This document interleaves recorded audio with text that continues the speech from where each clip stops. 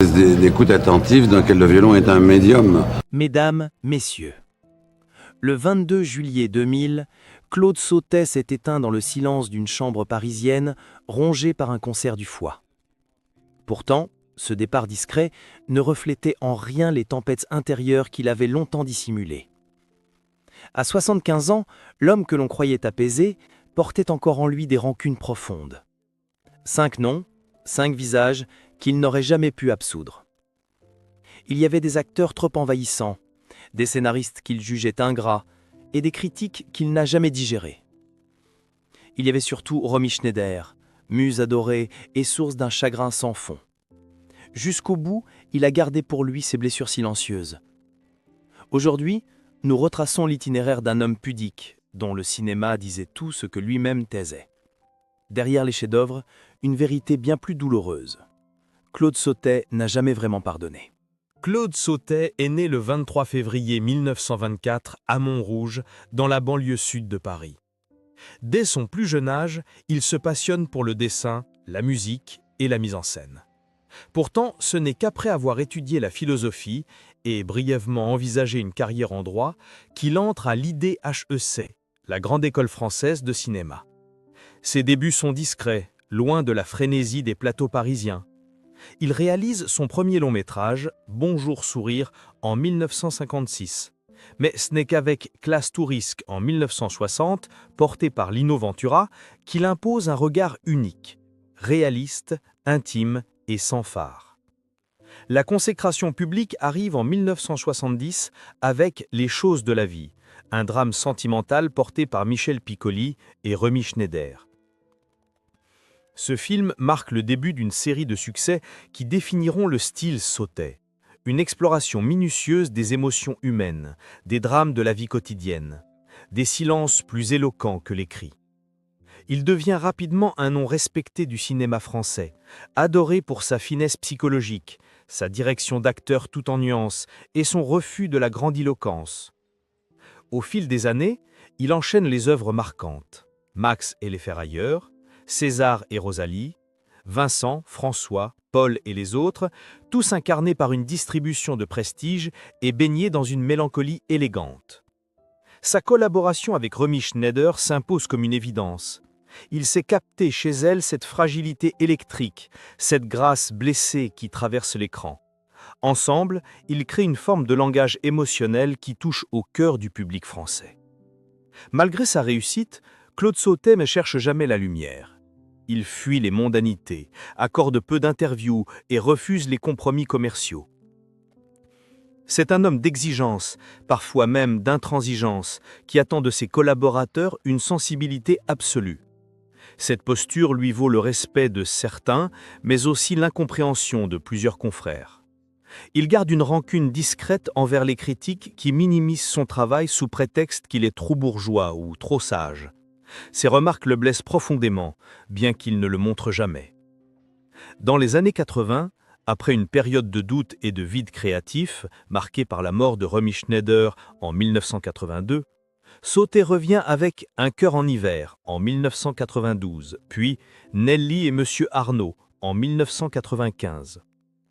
Ces deux œuvres plus épurées lui valent une reconnaissance renouvelée, notamment 2 Césars du meilleur réalisateur. Mais derrière les trophées, le cinéaste sent bien qu'il est désormais d'une autre époque. Les modes ont changé, le cinéma français s'est déplacé et lui continue de creuser le même sillon, celui de la douleur muette, des non-dits, des failles intimes. Jusqu'à sa mort, Claude Sautet restera fidèle à sa vision. Il ne tournera plus après Nelly et Monsieur Arnaud, préférant le silence à l'usure. Dans ses films, comme dans sa vie, tout est question de retenue. Mais cette retenue, si élégante à l'écran, dissimule aussi des désillusions profondes. Car derrière l'image du gentleman discret se cache un homme blessé, parfois amer, qui n'a jamais oublié certains affronts, ni pardonné. Les années 1980 marquent un tournant plus sombre dans la carrière de Claude Sautet. Après la mort de Romy Schneider, il entre dans une période de retrait, à la fois artistique et émotionnelle. Son film Garçon, sorti en 1983, avec Yves Montand dans le rôle principal, est mal accueilli par la critique. Certains le jugent daté, d'autres le qualifient de fade. Pour Sautet, cet échec public n'est pas seulement une déconvenue professionnelle, c'est un coup de poignard. Il avait espéré que ce projet soit une forme d'hommage discret à Remy, un moyen de poursuivre, à travers la fiction, le dialogue qu'il n'avait jamais pu conclure dans la vie réelle. Le choc est brutal. Dans une interview à demi-mot accordée à Le Monde, il lâche « Quand on n'a plus sa voix dans l'oreille, le silence devient lourd. » Ce silence, il l'intériorise encore plus profondément lorsque la presse commence à dresser des portraits acides. Un critique du Nouvel Observateur écrit même « Sautet filme le néant bourgeois avec la tendresse d'un notaire. » Blessé, il n'en parle jamais directement, mais ses collaborateurs notent un changement. Sur les tournages, il devient plus rigide, moins ouvert aux improvisations, comme si chaque plan devait maintenant un rempart contre le jugement extérieur. C'est dans ce climat qu'il entreprend l'écriture d'Un cœur en hiver, un projet qu'il mûrit dans la solitude pendant plusieurs années. Il refuse plusieurs propositions de producteurs, évite les interviews, se concentre exclusivement sur la composition d'un film à la fois glacial et bouleversant. Lors du tournage, il est exigeant à l'extrême, notamment avec Daniel Auteuil, à qui il demande de jouer sans exprimer, de contenir toute émotion derrière une façade impassible. Emmanuelle Béard, elle aussi témoigne d'un vérisateur à fleur de peau, parfois autoritaire, parfois totalement effacé. Ce film, plus que tout autre, devient sa catharsis. Et il le dit lui-même lors d'un rare échange avec Bertrand Tavernier. « J'ai mis tout ce que je ne pouvais plus dire dans ce silence entre deux regards. Un cœur en hiver sort en 1992 et rencontre un succès critique inattendu. Sautet obtient le César du meilleur réalisateur. Mais cette reconnaissance ne suffit pas à combler ses blessures passées. Il sait que cette forme d'admiration tardive cache aussi un oubli, celui des années de solitude créative, de mépris et de douleur contenue. Son dernier film, Nelly et Monsieur Arnaud, en 1995, est peut-être le plus autobiographique. L'histoire d'un vieil homme désabusé, au bord du vide, qui tente de transmettre quelque chose à une femme plus jeune avant qu'il ne soit trop tard. Michel Serrault, qui incarne ce personnage, raconte que Sautet parlait très peu pendant le tournage. Un jour, après une scène particulièrement intense, il murmure simplement « Il faut filmer comme si on allait mourir demain ». C'est aussi à cette époque qu'il rompt définitivement le lien avec plusieurs collaborateurs historiques. Jean-Loup Dabadi ne sera pas convié à la première de Nelly, Claude Néron ne répondra plus à ses lettres et Yves Montand, lui aussi vieillissant, évitera tout contact. Ce sont des silences lourds de sens, des distances assumées. Sautet pourtant ne semble pas chercher la réconciliation. Il accepte ces coupures comme des fatalités. Lors d'un entretien final, il lâchera une phrase que ses proches n'oublieront pas. On n'a pas besoin de crier pour se venger, le temps s'en charge. Et en effet, son œuvre entière semble porter cette vengeance douce, silencieuse, élégante. Un cinéma qui dit l'inexprimable, mais qui n'oublie jamais. En 1998, Claude Sautet se retire définitivement des plateaux. Il vit désormais à Paris, dans un appartement discret du 6e arrondissement, à quelques pas du Jardin du Luxembourg. Il sort peu, ne fréquente plus les festivals, ni les dîners d'anciens camarades du métier. Il lit beaucoup, écoute du jazz, griffonne des idées de scénarios qu'il ne concrétisera jamais. Ceux qui le croisent parlent d'un homme fatigué, amaigri, mais toujours élégant. Il répond peu aux lettres, encore moins aux sollicitations journalistiques. En coulisses, ses proches savent que la maladie progresse. Un cancer du foie diagnostiqué tardivement le ronge, silencieusement, comme toutes les rancunes qu'il n'a jamais exprimées. Il refuse toute mise en scène de sa fin de vie. Pas de communiqué, pas de caméra. Ce n'est pas un spectacle, aurait-il dit à un ancien producteur venu lui proposer un documentaire en mage. Pourtant, un événement inattendu survient quelques mois avant sa mort. Emmanuelle Béard, bouleversée par l'état de santé du cinéaste, organise une petite réunion improvisée dans un restaurant discret de la rive gauche. Sont présents Daniel Auteuil, Michel Serrault et même Jean-Loup Dabadi, longtemps tenu à l'écart. L'atmosphère est étrange, pesante. Les regards échappent, les mots hésitent. Et puis, au milieu du repas, Claude Sautet lève son verre et murmure « Il fallait bien qu'on se retrouve une dernière fois ». Un silence ému s'installe. Dabadi esquisse un sourire, les yeux brillants. Rien n'est dit clairement, mais l'instant suffit. Il n'y aura pas de grande déclaration, ni de réconciliation publique. Juste cette scène intime, suspendue, qui tient lieu d'adieu. Quelques jours plus tard, Sautet écrit une dernière note dans son carnet. Une phrase simple, presque absurde. Il pleut. Je pense à Romy. Ce sera sa dernière trace écrite. Le 22 juillet 2000, il meurt à l'hôpital Saint-Antoine. Aucune caméra n'est autorisée. Ses funérailles se déroulent dans la plus stricte intimité. Aucun discours. Aucun éloge. Juste une poignée de proches et quelques gouttes de pluie sur le marbre du cimetière Montparnasse. Claude Sautet est parti comme il a vécu, dans la retenue, les silences et la profondeur d'un regard qui, sans crier, disait tout. Pendant longtemps, Claude Sautet a été perçu comme un homme mesuré, toujours élégant dans ses silences, presque impénétrables. Mais derrière cette façade apaisée, les tensions s'accumulaient. À commencer par ses relations professionnelles. L'un de ses premiers grands désaccords eut lieu avec Jean-Loup Dabadi, scénariste avec qui il avait pourtant noué une complicité artistique remarquable.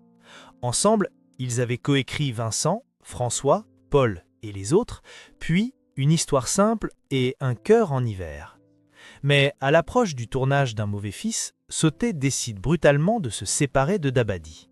En coulisses, il confie à des proches qu'il ne se reconnaît plus dans l'écriture de Jean-Loup, qu'il trouve désormais trop démonstrative. Ce rejet fut vécu par Dabadi comme une trahison. Les deux hommes ne retravailleront plus jamais ensemble.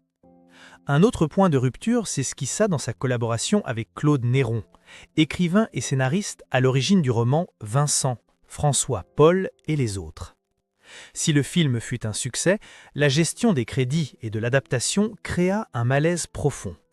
Néron estimait avoir été écarté injustement du processus de réécriture et de reconnaissance critique. Dans une interview rare, il avouera « Claude voulait tout contrôler, même ce qu'il ne comprenait pas tout à fait ». Sautet, quant à lui, n'a jamais répondu publiquement. Mais dans ses carnets privés, il écrit « Le silence est parfois la seule réponse possible face à l'ingratitude ». Ces tensions ne se limitaient pas aux scénaristes. Lors du tournage de Vincent, François, Paul et les autres, Sautet collabore avec Yves Montand, monstre sacré du cinéma français. L'acteur, connu pour son charisme et sa présence écrasante, prend de plus en plus de liberté sur le plateau. Sautet, méticuleux et introverti, vit mal cette prise de pouvoir. Il dira plus tard à un journaliste « Montand, c'était un orage permanent. Il fallait tourner autour de lui. » Certains proches du réalisateur racontent même qu'il envisageait de couper plusieurs scènes de Montand en post-production tant leur relation avait été difficile. L'admiration s'était transformée en agacement, puis en rancune. Mais la plaie la plus profonde, la plus intime, portait un seul nom, Romy Schneider. Entre Sautet et l'actrice, il y avait plus qu'un simple lien professionnel. Elle était sa muse, sa lumière, celle qui comprenait son langage du silence. Ensemble, ils ont façonné des personnages inoubliables entre douleur et grâce. Mais cette collaboration fusionnelle s'effrite à partir de Garçon, 1983. Romy, fragilisée par sa vie personnelle, perd son fils en 1981 et sombre peu à peu. Sautet, bouleversé mais impuissant, ne parvient plus à la guider. Il veut l'aider, elle veut qu'on la laisse tranquille. Lors d'une scène clé, Romy s'effondre en pleurs sans pouvoir terminer sa réplique. Sautet interrompt le tournage. On raconte qu'il aurait dit « Elle n'est plus là ». Ce fut une de leurs dernières rencontres. Quand Romy meurt brutalement en 1982, Sautet s'enferme dans un deuil silencieux. Il ne fait aucune déclaration, ne se rend pas aux hommages publics. Selon ses proches, il ne s'est jamais remis de cette disparition. Dans une lettre non publiée retrouvée après sa mort, il écrivait « Elle portait mes films, mes silences, mes obsessions. Je n'ai pas su la sauver. » Un aveu déchirant, empreint d'un sentiment de culpabilité à peine voilé. Enfin, il y avait cette blessure plus sourde, mais constante, l'attitude des critiques. Malgré le succès public de ses films, Claude Sautet fut souvent dédaigné par une partie de la presse spécialisée. On lui reprochait de ne pas oser formellement et d'avoir le goût pour les histoires de bourgeois tourmentés. Sautet, c'est le cinéaste du dimanche soir, écrivit un jour un chroniqueur de Libération. Une phrase qui le poursuivra jusqu'à la fin.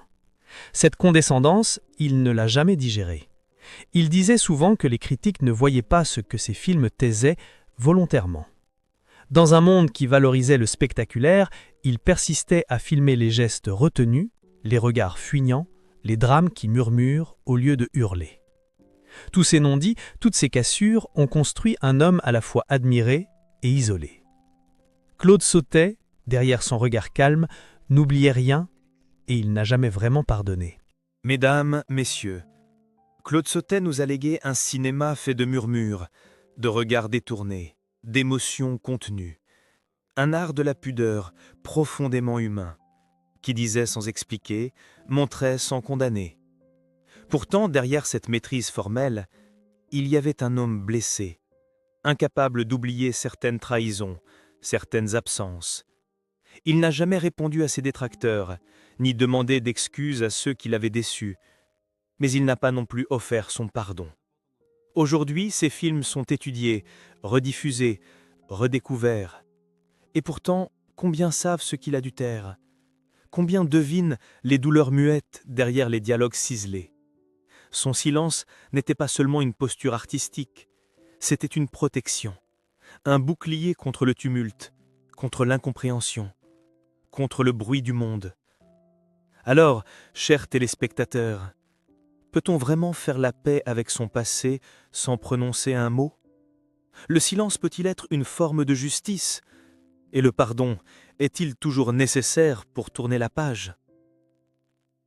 Claude Sautet n'a jamais répondu à ces questions. Il a préféré les laisser flotter, comme un dernier travelling lent sur une vie qu'il n'a jamais vraiment expliquée.